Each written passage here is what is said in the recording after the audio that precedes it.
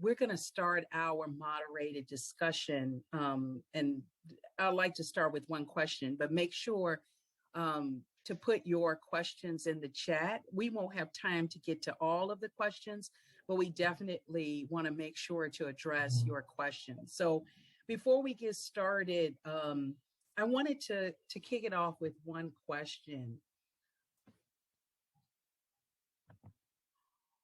So, what do you think is the biggest challenge to effective communication about the need for systems-wide changes to reduce the prevalence of obesity? What is that big challenge when it comes to communicating? And I know you mentioned across different groups, so that might be, depending on the lens, may vary depending on the different groups.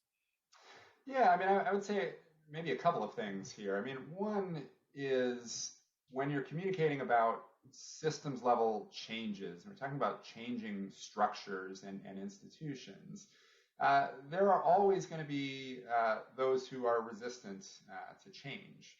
And, you know, those are different kinds of groups depending on what kinds of policies or systems level changes we're talking about. But we're not communicating in a vacuum. And so from the perspective of communicating to support these policies, we have to recognize that there are often powerful and well-funded forces that are inclined to oppose changes that threaten power structures, that threaten sort of economic interests. And so we can't develop effective communication strategies without considering the opposition, which again is a moving target depending on the policy and the intervention. So that's one piece. And I would say those forces often dramatically outspend public health, at least when it comes to structural change for obesity in terms of the amount of resources that are able to be spent there.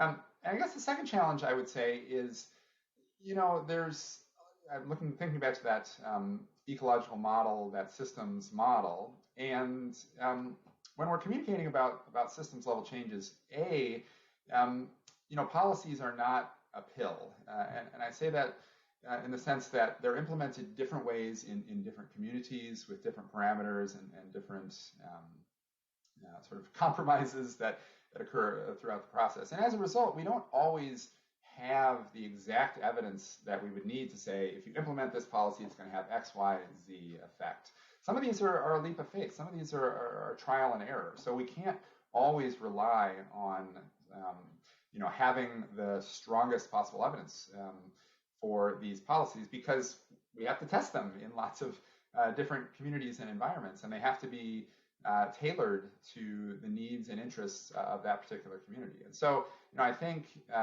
one of the sort of titles here is evidence-based solutions.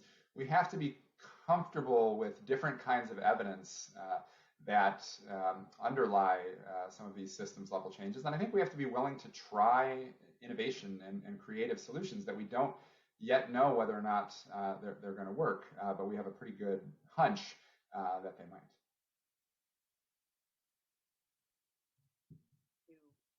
We have our first audience question. A major shift in changing the perception of obesity from a behavioral origin to a disease could alter the bias and stigma directed at people with obesity and open the door for a greater investment in treatment. Do you agree with this premise? And if so, what communication strategies would you recommend? Yeah, it's a great comment. I mean, I agree in part that shifting how we think about obesity at the sort of societal level from an individual problem to a broader societal problem that has a medical component to it, I think would be very, very important.